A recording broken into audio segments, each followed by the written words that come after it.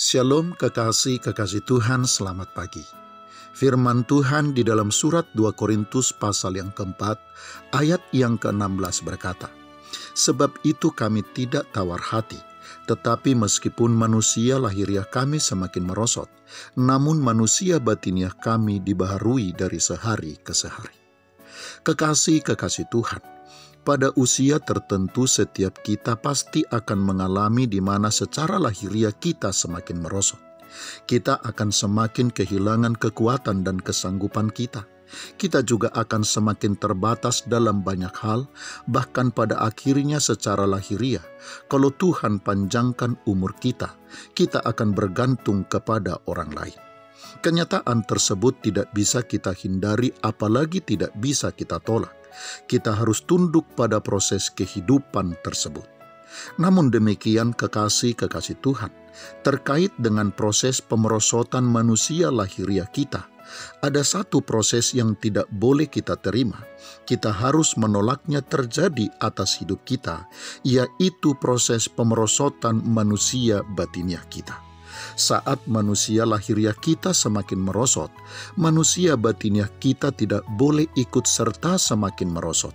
Saat manusia lahiriah kita semakin merosot, manusia batiniah kita justru harus semakin dibaharui, bahkan harus semakin disempurnakan.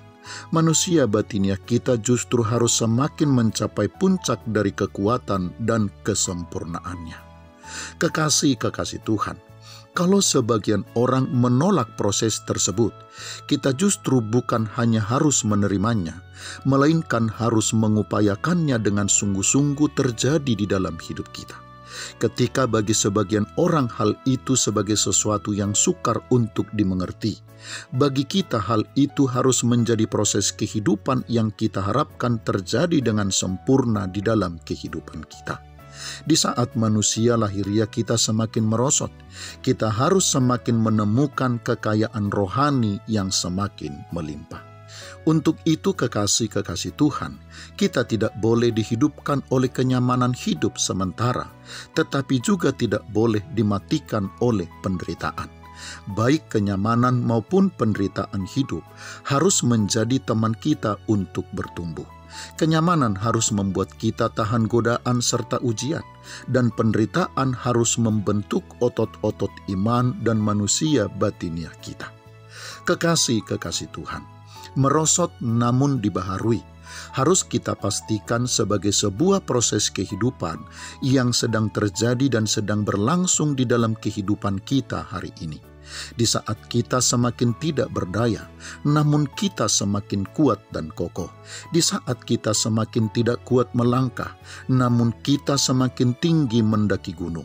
Dan di saat kita semakin kehilangan banyak hal, namun kita semakin kaya dan semakin memiliki serta mendapatkan berbagai hal yang paling berharga dan yang paling penting di dalam kehidupan.